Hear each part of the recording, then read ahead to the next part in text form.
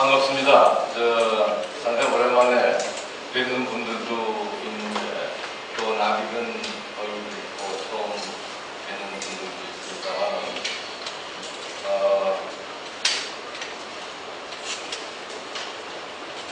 지금 저는 그렇게 생각합니다. 우리 사람도 살다가 열심히 뛰면서 살다가 어느 때는 조용히 서서 지금까지 살아왔던 길을 한번 돌이켜보고 또 앞으로 어디로 가는 것이 바람직한 것인가 한번 생각하는 게 필요할 때가 있습니다. 또 때때로 그래야 된다고 생각합니다. 저는 한 나라도 마찬가지라고 생각합니다. 열심히 발전을 위해서 앞을 보고 뛰다가 한 나라도 때로는 가만히 서서 지금까지 우리 대한민국 어떻게 뛰어왔고 어느 방향으로 뛰어왔고 지금부터는 어디로 가는 것이 바람직한가를 생각해야 한다고 생각하는데 지금 그런 의미에서 우리 대한민국이 지금 어디쯤 와 있는가를 잠깐 우리가 같이 생각을 해보고 어디로 가야 하느냐를 같이 한번 생각을 해본다면 그 답이 아주 비교적 자명하게 나오지 않을까 생각합니다. 첫째는 우리는 해방하고 오랜 일제 탄압 속에서 해방을 하고 나서 나라를 세웠습니다. 그리고 나라를 세우고 우리가 60년대부터 이제 소위 산업화를 시작을 했고 60년대, 70년대 아주 고도 성장을 통해서 한강의 기적을 통해서 경제적 부가 어느 정도 축적된 다음에는 이제 대한민국도 이제 민주주의를 하기 위해서 80년대, 90년대 소위 민주화를 했습니다. 그래서 산업화에 비해 민주화를 했습니다. 그리고 이제 21세기에 우리가 등장했는데 그럼 대한민국 앞으로 어디로 가야 되느냐? 결국은 이제 모든 면에서 성숙한 나라, 모든 면에서 이웃으로부터 존경받을 수 있는 그러한 품격 있는 나라의 선진국이 우리가 목표해야 될 것이 아니냐. 그래서 이제 산업화하고 민주화한 다음에 앞으로 우리가 갈 길은 선진화가 아니냐 이렇게 정리할 수 있지 않겠나. 근데 이 선진화와 통일이라는 것은 동전의 양면과 같습니다. 이게 동시에 이루어질 수밖에 없어요. 통일하지 않고 선진화될 수 없어요. 마찬가지로 우리가 선진화되지 않고 통일을 성공시킬 수가 없다. 저는 그렇게 생각합니다. 그래서 이걸 합쳐서 선진통일이다 이렇게 전 얘기하고 때때로 지금 우리는 선진통일론을 주장할 때다 이런 이야기를 합니다. 그럼 선진통일론이란 무엇이냐? 우리가 생각하는 선진통일이라는 것은 단순히 분단 이전으로 돌아가서 옛날 남북이 그냥 하나가 되는 것이 통일이 아니라 선진통일은 새로운 통일된 국가를 창조하는 것. 그러니까 단순한 과거의 회귀, 서로 나눠져 있는 두 쪽을 하나로 뭉치는 재결합이 아니라 새로운 국가를 창조하는 것이 우리가 생각하는 통일이고 선진통일이 되겠죠. 지금 한반도 통일은 세 가지 원칙을 우리가 한번 생각해 볼 필요가 있습니다.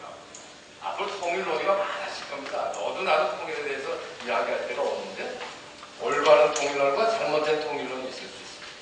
근데 그걸 구별하려면 서로 세 가지 기준을 세워야 되겠다. 저는 그런 생각을 하는 겁니다. 그래서 첫째는 선진 통일론이 되어야 되겠다. 한반도 통일론. 뭐냐? 통일의 방향과 목표가 한반도를 전체를 선진국으로 만들고 선진 인류 국가로 만드는 통일. 그리고 그게 더 나아가서는 한반도뿐만 아니라 동북아 전체를 선진 지역으로 만들어서 그 속에서 대한민국이 세계 중심 국가가 되는 동북아의 중심 국가가 되는 그러한 통일론이 첫째 우리가 반드시 소중히 해야 될 통일의 3대 원칙 중에 첫 번째 우리의 통일. 두 번째 아주 중요한 얘기입니다. 우리의 통일은 우리의 힘으로 해야 돼. 우리의 힘으로 해야 돼. 소위 자주 통일론이 되겠습니다. 우리의 민족의 자결의 원칙에 기초해서 해야 돼. 이웃 나라들이 우리를 도울 수는 있습니다. 우리가 통일할 때 여러 형태로 도울 수는 있지만 우리 통일 과정에 개입하고 우리 통일 과정을 반대하고 좌절하게 해서는 절대 안 돼요. 통일은 우리의 자결, 민족 자결에 유엔 헌장 제1조 2항에는 민족 자결에 기초한 우리 힘으로 한 통일론이 기본이에요. 세 번째, 이건 대단히 중요합니다. 세 번째, 우리 통일은 우리 국민들, 인민 대중, 북한의 주민들의 선택에 기초한 통일이 됩니다. 그건 무슨 얘기냐? 남과 북의 국민들이 자발적으로 선택하고 동의하는 내용의 통일이 있어요. 따라서 통일 과정은 민주적이 됩니다. 그래서 세 번째 원리는 민주통일의 원칙. 왜 통일에 대해서 우리가 지금 관심을 갖고 노력을 해야 되느냐. 첫 번째 이유는 통일을 하지 않고 이대로 그냥 가만히 두면 어떻게 되느냐. 이대로 통일을 하지 않고 남북한이 분단된 상황에서 이대로 두면 어떻게 되느냐. 그건 분단이 고착화되면 어떻게 되느냐. 한마디로 북한은 빠른 속도로 중국화될 것입니다. 표현이 좋아서 중국까지 그거는 중국의 변방 속국이 되는 것을 의미하고 그거는 식민지화 되는 것을 의미합니다. 북한의 경제는 중국의 식민지 경제로 추락합니다. 근데 또 통일을 우리가 시급하게 생각해야 될 두 번째 이유가 있습니다. 그건 뭐냐면 우리가 분단되지 않냐고 어렵지만 우리가 통일을 이뤄내기만 한다면 대한민국의 활로가 열리기 시작을 한다. 남과 북이 통일이 돼서 새로운 공동 발전의 계기를 이루기 시작하면 남한의 자본과 기술과 국제 경험이 또 북한에 있는 젊은 노동, 북한이 우리보다 고령화 속도가 좀 늦습니다. 북한의 젊은 노동력과 북한의 엄청난 지하자원이 있습니다. 북한의 지하자원을 경제적으로 계산하면 소위 아주 크게 잡은 통일 비용을 전부 다 커버하고 남깁니다. 북한에는 엄청난 잠재적인 시장이 있습니다.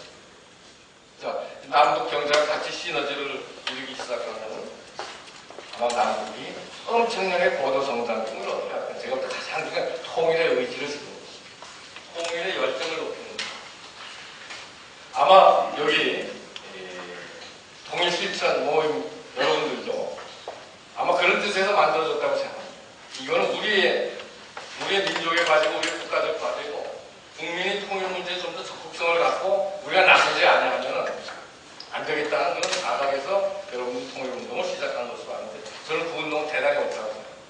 지금 한반도의 분단이 동북아 전체에서 어떤 의미를 갖고 우리나라 발전에 어떤 역사적 의미를 갖는가를 우리가 공부하면서 그거를 이웃에 얘기하고 해서 우리가 통일 외교를 강화해야 돼요.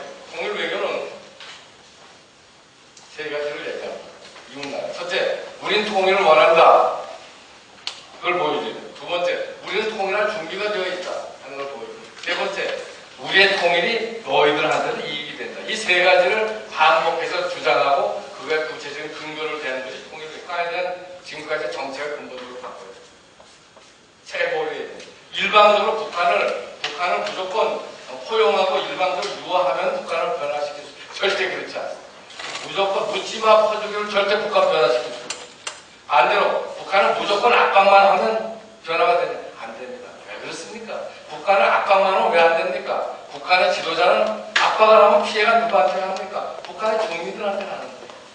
북한의 주민들의 고통을 북한의 지도자는 조금도 상관하지 않는 사람입니다. 압박을 한다고 풀려지는 것도 아니고 무조건 퍼준다고 될 수도 없습니다. 안보 국방 전략은 철저한 동시 전략을 하는 것입니다. 안보 국방 부분에서 철저한 공세 전략이 대전략의 기본입니다. 적과 통일을 위한 군사적, 비군사적 침투는 확실하게 막아냅니다. 특히 군사적 침투뿐만 아니라 비군사적 침투. 그다음에 이제 북한 당국에 대한 전략과 북한 주민에 대한 전략을 바꿔야 됩니다. 북한 당국에 대한 전략은 기본적으로 원칙을 지키면서 끊임없이 개입하고 끊임없이 관계를 맺어나가는 노력을 해요. 북한에서 우리가 원하는 걸 확실히 얘기해요. 우리는 너희들의 변화를 원한다는 걸 얘기해요. 계약 개방하지 않으면 안 된다는 걸 얘기해요. 계약 개방이라는 게 단순히 외화 벌이가 아닙니다. 사업 몇 개에서 돈을 버는다는 게 아니라 제도를 바꿔서 계약 개방이 계속될 수 있는 걸 우리는 원한다. 인권 문제의 개선을 원한다. 그리고 중요한 것은 대남 적화 전략을 포기하는 걸 주장합니다. 통일을 한다고 앉아놓고서 대남 적화 전략을 아직도 계속 가지고 있는 북한에 대해서 아무도 지적을 하지가 않습니다. 대남 적화 전략을 포기하지 않냐고 어떻게 통일을 원할까요? 대주민 정책은 저는 기본적으로 지원과 설득입니다. 유화 정책이 기본입니다. 가능한 북한의 동포를 도와드립니다.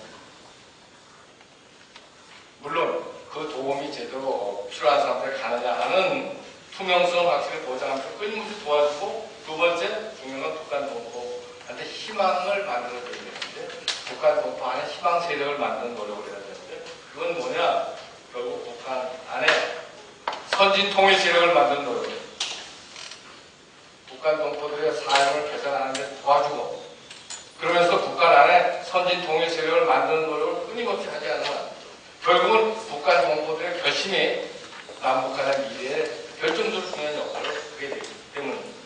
그래서 북한의 인권법, 북한 민주화지원법, 북한의 민생지원법 같은 걸 만들면서 북한 동포들에 대한 메시지는 확실히. 그래서 북한 동포한테 우리가 알려야 돼. 아, 남한 사람들, 남한의 우리 동포들은 어떤 가치를 소중히 하고 어떤 원칙을 가지고 통일 문제를 풀려고 하느냐를 확실히 알려야. 1년 전에 독일 대통령이 한국에 와서 세 가지를 충고하고 왔어요.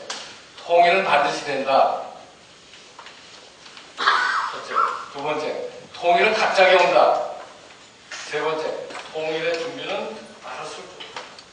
그래서 통일의 준비를 빠르게 하고, 그래서 통일의 준비를 하기 위해서 여러분도 이 자리에 모입니다. 그래서 통일을 실천하겠다고 하는 국민운동이 일어나는 겁니다. 그런데 오늘날 우리 대선을 볼 적에 여러 후보를 볼 때 지금 그분들은 통일을 위해서 무엇을 준비하고 있는가? 그분들은 먼저 어떤 국가 미래 비전을 갖고 있는가? 자, 산업화 민주화를 이뤄내는데 지금부터 대한민국을 어디로 끌고 갈 건가? 대한민국의 꿈을 어떻게 제시할 건가? 그리고 그 국가 비전을 이룰 수 있는 국가 전략은 어떤 것이 있는가를 지금까지는 적어도 어떤 후보도 명쾌하게 이야기하지 않고 그건 완전히 바뀝니다. 저는 적어도 두 가지를 우리가 대한민국을 끌어가겠다는 분야죠. 첫째는 지금 이대로 분단이 되면 분단이 고착화되고 북한은 중국화 된다는 것이 명백한데 이 북한의 중국화를 막고 신냉전이 이 지대가 신냉전에 빠지는 걸 막고 어떻게 통일의 시대를 열 것이냐에 대해서 답을 하라고 우리는 주장해요. 그걸 물어야죠. 두 번째, 우리는 다음 정치 지도자가 되겠구나. 반드시 물어요. 전 세계도 마찬가지지만 우리나라 국민들 중 엄청난 고통 속에 있는데 그게 뭡니까? 실업과 부채로 양극화입니다. 당신이 풀 양극화에 대한 대답을 제시합니다. 근데 여러분, 양극화나 실업과 부채 문제를 가계 부채든 부동산 부채든 주택 부채든 간에 혹은 뭐 크레딧 부채든 간에 실업과 부채 문제, 양극화의 문제를 풀려면 가장 중요한 게 신성장 전략이잖아요. 새로운 성장을 만들어내지 않냐고는 양극화 줄 수가 없습니다. 새로운 성장 전략과 비전을 제시해야지 거기서 소득과 일자리를 창출해야지 양극화를 풀 수 있는 많은 나라가 지금 고민하고 있는 문제인데 대한민국에는 축복이 하나 있습니다. 그건 이 수요랑 새로운 수요의 창출하는 면에서 볼 때 큰 축복의 하나가 바로 북한이라고 하는 새로운 시장. 엄청난 큰 내수 시장이 존재합니다. 이거는 아마 제가 볼 때 그동안의 분단의 고통이 우리로서는 국가 도약의 축복이 될 것입니다. 경제발전 인구가 느는 데서 시작이 됩니다. 남북 경제가 7천만으로 늘기 시작하면 이건 엄청난 경제 성장의 동력이 됩니다. 가난과 빈곤이라는 고통이지만 이게 올바른 제도와 정책을 통해 성장의 길로 들으시게 되면 굉장히 빠른 고도 성장을 하게 됩니다. 남북이 하나가 될 적에 북한은 엄청난 내수시장, 새로운 투자, 새로운 소비 시장이 등장하기 시작을 합니다. 이것이 제가 볼 때 대한민국이 지금 한 번 더 도약하고 양극화의 문제를 푸는 가장 중요한 전략적 뉴 프론티어다. 아니면 요즘 많이 이야기되는 경제민주화. 내용을 뭔가 할 때 재벌 좀 두드리는 겁니다. 그것도 아주 감성적인 차원에서 두드립니다.